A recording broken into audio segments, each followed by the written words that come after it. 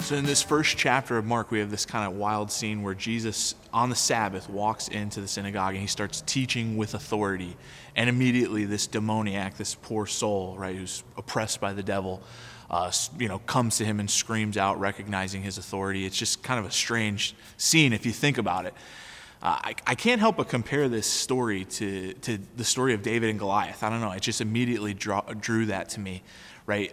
In the story of David and Goliath, right, David goes to the battle, and there's this Philistine giant, Goliath, who's just, totally, completely demeaning the people of God, the people of Israel, and kind of calling them out.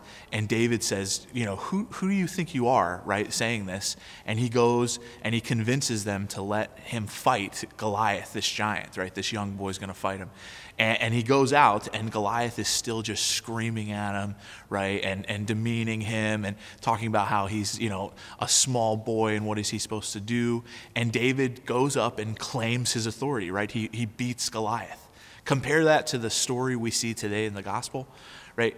Jesus walks into the synagogue, and he doesn't encounter a giant, but immediately he encounters this demoniac.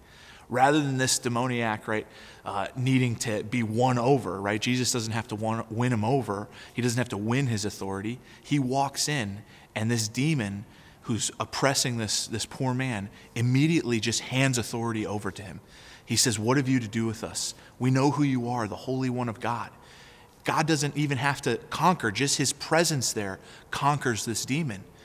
It's all of a sudden like, something greater than David walks into their midst. David had to go out and he had to fight Goliath. Jesus walks onto this scene, and people just hand over all authority to him.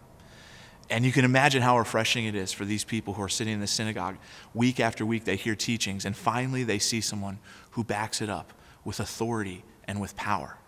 So this week, as we're meditating upon this gospel, remember that we can turn to many different places, many different things. There are all kinds of different teachers and books claiming to be authorities on different subjects, but we worship the one authority, the King of Kings and the Lord of Lords, the one who automatically, his presence gains all authority, all kingship. His royalty extends to all nations, to all peoples.